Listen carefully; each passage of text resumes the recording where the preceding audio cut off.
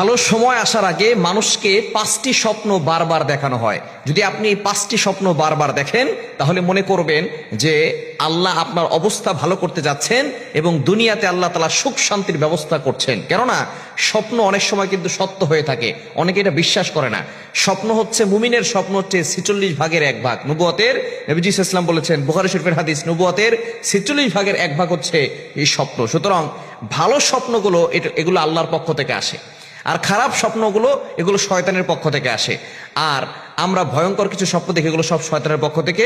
এবং আমরা দিনের বেলা যেগুলো সব চিন্তা করি এগুলো রাতের বেলা স্বপ্ন থেকে, এটা হচ্ছে ইচ্ছা স্বপ্ন।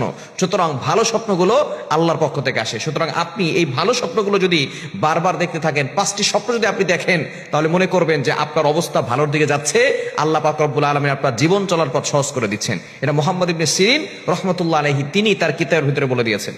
আল্লামা মুহাম্মদ ইবনে সিরিন রাহমাতুল্লাহ আলাইহি তিনি ছিলেন তার যুগের সর্বশ্রেষ্ঠ স্বপ্নের ব্যাখ্যাদাতা। ইউসুফ আলাইহিস সালাম কিন্তু স্বপ্নের সবচেয়ে বড় ব্যাখ্যাদাতা ছিলেন। নবীজি সাল্লাল্লাহু আলাইহি সাল্লাম স্বপ্নের ব্যাখ্যা দিতেন, এমনকি আবু বকর সিদ্দিক রাদিয়াল্লাহু তাআলা কিন্তু স্বপ্নের ব্যাখ্যা দিতেন। এবং মুহাম্মদ ইবনে সিরিন রাহমাতুল্লাহ আলাইহি তিনি তার যুগের সর্বশ্রেষ্ঠ স্বপ্নের ব্যাখ্যাদাতা ছিলেন। তার কিতাবের ভিতরে এসেছে, যদি কোনো ব্যক্তি 5টি স্বপ্ন দেখে, তাহলে বারবার এগুলো যদি দেখে, তাহলে তার অবস্থা ভালোর দিকে যাচ্ছে, তার সময় ভালো হবে, তার ভালো সময় আসবে। 1 নাম্বার হচ্ছে, কেউ যদি নবীজি সাল্লাল্লাহু আলাইহি সাল্লামকে স্বপ্ন দেখে, তাহলে তার দুনিয়াতেও আল্লাহ পাক রব্বুল আলামিন শান্তি দিবেন, আখিরাতে নবীজি সাল্লাল্লাহু আলাইহি সাল্লামের সাথে জান্নাতের ব্যবস্থা করবেন। দুনিয়াতেও শান্তি, আখিরাতেও শান্তি, যদি কেউ নবীজিকে স্বপ্ন দেখে।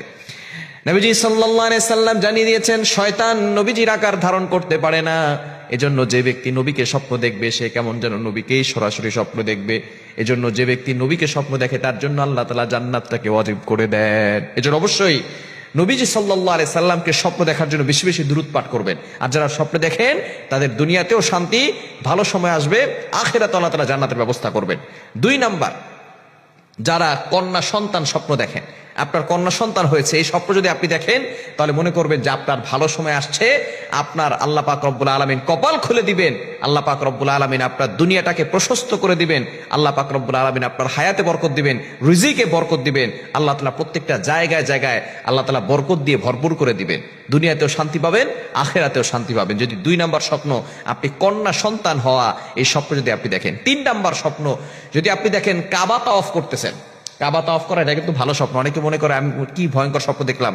কাবা তাওয়াফ করা যদি আপনি দেখেন, তাহলে মনে করবেন যে আপনি ভালো স্বপ্ন দেখছেন, আল্লাহ তাআলা আপনার কপাল খুলে দিবেন, আল্লাহ পাক রব্বুল আলামিন আপনার সময়টাকে ভালো করে দিবেন।